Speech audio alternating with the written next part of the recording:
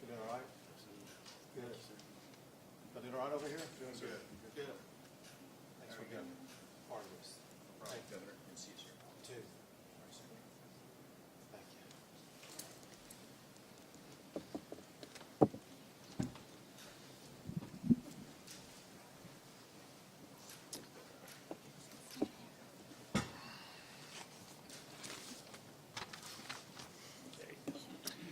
I want to thank everybody for joining with us for this very important signing ceremony here today.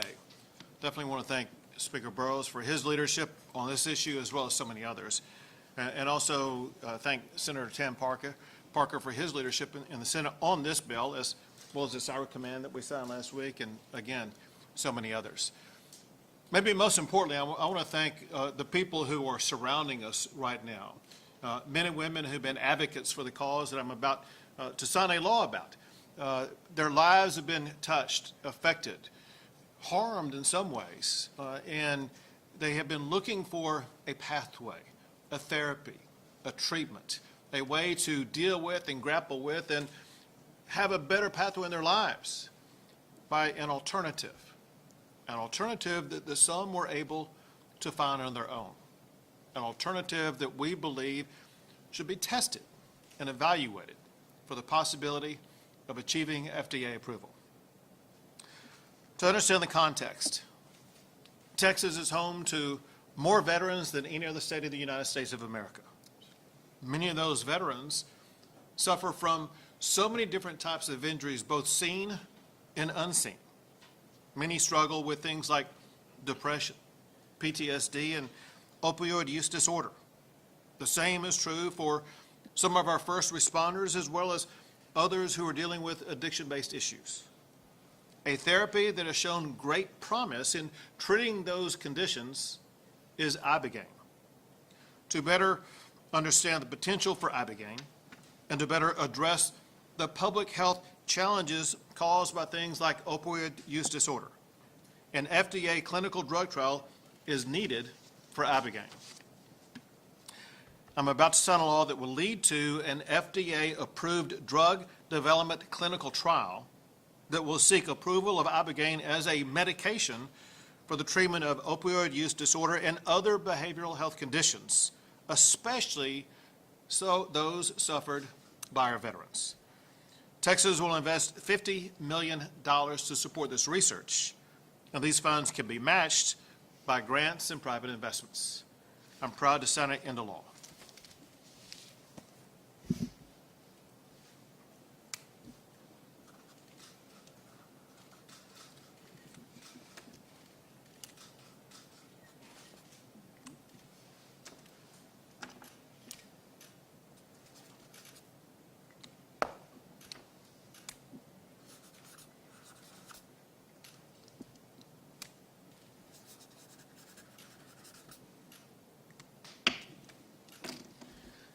Texas is now leading the way in the United States for the evaluation of ibogaine as a potential medication that can help improve the lives of so many Americans.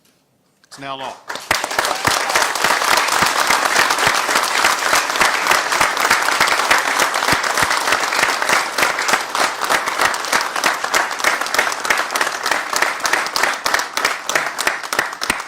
And now Speaker Burroughs. Before the session began, I had heard of ibogaine, and probably like many of the House members and senators, knew a little bit about it. You know, I was not convinced about what it could do or what it could not do, but because of the powerful testimony that we heard, something everyone needs to remember, when you actually hear from people and people come to these chambers, it makes an impact, it makes a difference. And we heard story after story of people who went and got treatment, credible actors, and felt it had improved their lives, whether it was an opioid addiction or other issues they were dealing with. It made an impact. And slowly, as session went on, the members of the Texas House, members of the Senate began to agree that this was worth the next step. It was worth investing in and making sure and seeing if we could do something to bring this to more people. I want to thank Governor Abbott for his leadership on this, Senator Parker, the Lieutenant Governor, Cody Harris in the House, many of the people, and especially those behind us, who were some of the most powerful actors that brought this into existence today. So I'm excited about today. I'm more excited about these trials and what's going to come from them, and hopefully, the relief that provides to so many affected members and people who need this therapy. Thank you. Now, Senator Tam Parker. Well, what an honor to be here today. Thank you, Governor, for your leadership in signing this into law. I want to thank Speaker Burroughs and the Lieutenant Governor for his great support, the Lieutenant Governor's staff, Savannah Mann on my team, the incredible folks behind us here, Brian Hubbard and so many other veterans that provided amazing testimony throughout this entire process. This is about restoration. This is about the opportunity to restore the lives of so many veterans that have put their lives on the line for all of us, that literally have put their lives on the line for all those years, and they've suffered as a result tremendously. And so the promise that ibogaine provides, we think, is very significant. It is not just a chemical improvement that on a short-term basis. It is structural. It is an increase in neuroplasticity and all the data that we have seen up to this point. So we're incredibly excited to take this step. There's nothing more important than protecting our veterans and our public at large. This will have benefits for everyone if the clinical trial is successful, as we believe it will be. We pray for that. We're excited about this process. And again, think about what the impact will be, the lives that can be saved and restored because of this amazing breakthrough potentially here with ibogaine. So again, I want to thank the Governor and the Lieutenant Governor and the Speaker, all the incredible champions, all the folks in the veterans community that have come up to us and shared passionately their personal stories. It made an enormous difference on me, and taking it seriously, getting into the science, understanding that this needed to move forward. And of course, I want to thank my good friend and partner in the House, Cody Harris. Our prayers are with him and his family for all they've endured here personally as well recently. But again, this is a great day for Texas, a great day for our vets, a great day for people that care about mental health. It will also have enormous implications, I think, long-term for all kinds of various neurological conditions as well. And so we look forward to that day when we're able to really provide meaningful relief to the people of Texas that suffer from so many of these conditions that ibogaine will improve their lives and being a great solution for. So again, what a great day, and thank you, Governor, for your leadership. Thank you. Thank you. Thank you.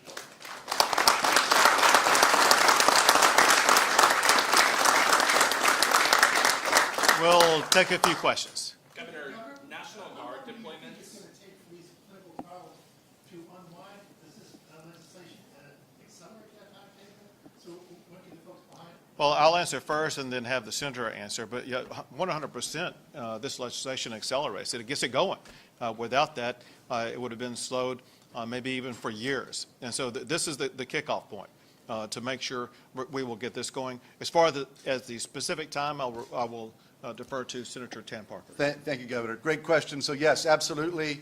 First of all, just Texas putting its stamp on it will make an enormous difference and speed up the process.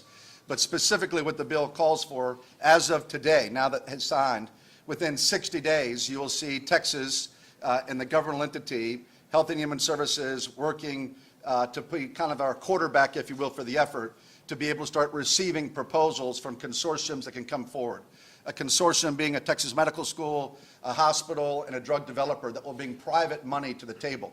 The money that Texas is investing will only be put in based on a match, based on private funds being contributed by people that have great expertise. So we're looking forward to that consortium, those consortiums coming forward, and again, we'll be receiving those proposals 60 days from now based on the legislation. So it's going to absolutely speed up this process, and we hope it'll be a very quick, as quick as possible. Clinical trials are never quick in and of themselves, but we'll move it as expeditiously as possible, and excited about what the implications will be for the people of Texas and for the country. Governor, National Guard deployments, can you tell us how many soldiers are being deployed, and if these are preemptive deployments, or if they're just purely on the sidelines until they're called in? First of all, we want to make sure that what has happened in California does not happen in Texas. Texas is a law and order state, and we will use every tool that we can to ensure order across our state. That includes the deployment of Texas Department of Public Safety officers, as well as Texas National Guard, in strategic locations where they can provide the most robust response where needed. As it concerns the exact tactics and things like that, we don't disclose those publicly. You will see them arise in response to what we see on the ground. But not the numbers? You don't have the number of people being deployed? I do, but I'm not going to tell you. Nothing personal. It's just that there are others outside of this room who would like to know that I'm not going to tell them. Governor, two more questions. Can you define what is like crossing the line for those who they don't know, like what is the crossing line in protest? That leads to FAFO. Violating the law. You break the law, you cross the line, you will be arrested. I was a little bit clearer about this last night in my post last night, and that is, there is freedom of speech. However, if in your protest you damage somebody's property or you harm an individual, that's violating the law, and you will be arrested for it. Last question. Governor, just bring us back to the topic today, because this is a really important moment. Sure. Tell us this, there are many people that may think about this drug as in the category of recreational psychedelics. They think this is yet another way that young people can have fun. What gave you guys conviction that this is not about recreation, but it is about transformation? Well, I'll answer first, then Tam will provide more. But we view this as a medical treatment to be administered by doctors who are trained in it. And before it arrives at the medical treatment level, we need to assess it to make sure it can be FDA approved and that's going to be effective. And so it is different than a recreational drug that someone may use. This is going to be a medical treatment that will improve the lives of countless Texans and Americans. Go ahead. Thank you. Well, completely different from anything recreational. This will be completely regulated and structured. Again, we're going to go through a clinical trial. If it's successful, then obviously we'll have the opportunity to provide access to more veterans and the public at large in Texas and elsewhere around the country, but with very significant guardrails. This will be administered in hospital-type facilities where you have proper cardiac capabilities, you have all the various things that need to be done when treating a patient with ibogaine that we know of already today. So anything but recreational. This is very serious, very substantive. It will be transformative, we believe, obviously for the lives of all those that suffer. But this is real medicine, and we will not take this lightly. This is not be something that will be abused in any way. We put all those safeguards. The Senate, my colleagues, were very concerned about those issues. And we put all those kind of parameters in place. So it will only be administered once successful with a clinical trial in a hospital-type setting. Thank you. Thank you. Thank you. Thank you all. Thank you. Thank you very much. Have a good day.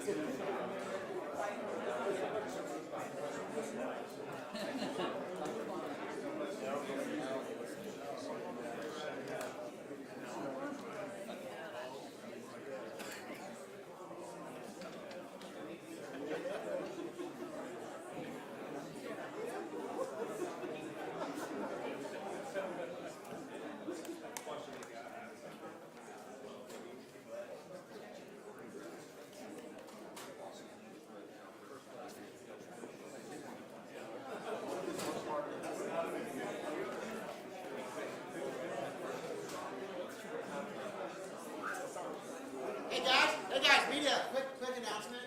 This is not officially, there is a reception with a number of the people involved in this bill about 5 blocks from here that starts in about 30 minutes. It's open to any interested parties that care about the cause. It's 1809 Pearl Street. If you want to learn about it, I'm Evan Baer. Just grab me, I'll be standing over there. But anyone involved, media or otherwise, is formally invited to hear from some of the heroes behind it today. So I'll be by the door if you need information. Thanks, Evan.